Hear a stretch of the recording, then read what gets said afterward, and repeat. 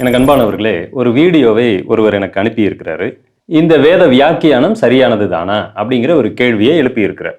எப்பயுமே இவங்க எல்லாம் தப்பா தான் பல இடங்கள்ல உபதேசிச்சுட்டு இருக்கிறாங்க.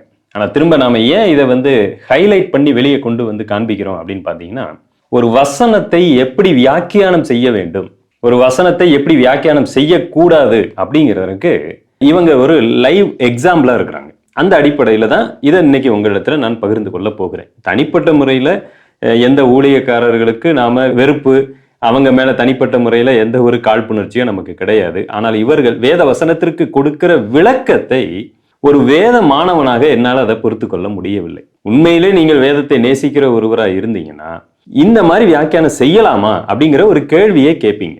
எப்பொழுதுமே நீங்க கேள்வி கேட்டீங்கன்னு சொன்னாலே அங்க விடை கிடைத்து விடும். சரி, விஷயத்துக்கு வருகிறேன். ஜெபத்தை குறித்து பேசும் பொழுது இந்த சகோதரன் சொல்லுகிறார், ஜெபம் இல்லாமல் மிகப்பெரிய ஆசீர்வாதத்தை தேவன் தருகிறார், ஜெபம் அவசியம் இல்லாத பல இடங்களிலே தேவன் ஆசீர்வாதத்தை தருகிறார் அப்படின்னு சொல்றாரு. ஜெபம் அப்படிங்கிறது அது ஒரு தனி சப்ஜெக்ட். ஜெபம் இல்லாம ஆசீர்வாதம் தர்றாரா இல்லையா அந்த ஒரு விளக்கத்திற்கு நாம போகல. நாம முக்கியமா என்ன பார்க்கிறோம்னா, அதற்காக இவர் ஒரு வசனத்தை ஆதாரமாய் காண்பிக்கிறார். அந்த வசனத்தை இவர் எப்படி வியாக்கியானம் செய்கிறார் அப்படிங்கிறத நம்ம பார்க்கலாம். அந்த வீடியோவை நான் பிளே பண்றேன். எனக்கு ஒரு 100 இடத்துக்குள்ள தெரியுது ஜெபம்னே வராமலே இருக்கு ஆசீர்வாதம். ஆனால் நம்ம பையல்களுக்கு தெரிஞ்சதெல்லாம் ஒன்றே ஒன்று, என்னது? ஜெபம். ஜெபம் பண்ணிட்டு என்ன வேணாலும் பண்ணிக்கன்ற மாதிரி.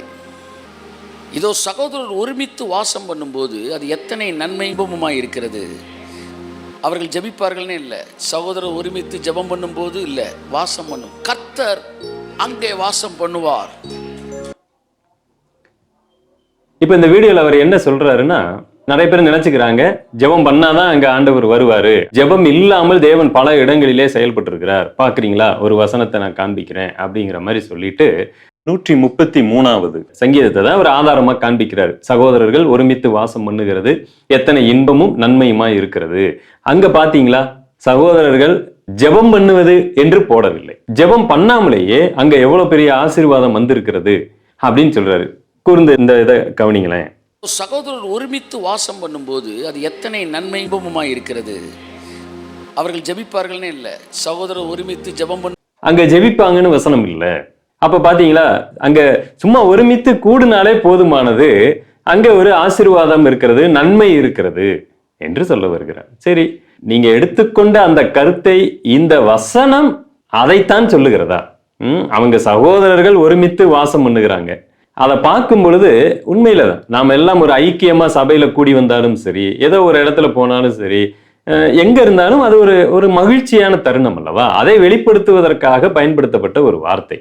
ஆனா அதை அடிப்படையா வச்சுக்கிட்டு அங்க ஜெபம் இல்லை என்ற ஒரு தனியா ஒரு விளக்கத்துக்கு நம்ம வரலாமா? அங்க ஜெபத்தை குறித்து போடவில்லை, ஆகவே நாம ஜெபிக்க வேண்டிய அவசியம் இல்லை, ஜெபமே அவசியம் இல்லாமல் கூட சில நன்மைகள் நமக்கு வந்துவிடும் அப்படிங்கிற அடிப்படையில வியாக்கியானம் செய்யலாமா? ஒருவேளை இந்த மாதிரி வசனத்தை இப்படித்தான் வியாக்கியானம் செய்து கொள்ளலாம். பாத்தீங்களா, அவங்க கூடி வரும் பொழுது ஜெபிச்சாங்கன்னு போடவே இல்லை, ஆனாலும் நன்மை இருக்கிறது அப்படின்னு சொன்னா, இந்த சபைக்கு போகக்கூடிய விசுவாச பிள்ளைகளே, நீங்கள் எல்லோருமே உங்கள் போதகரை பார்த்து கேட்கக்கூடிய ஒரு கேள்வி என்ன தெரியுங்களா?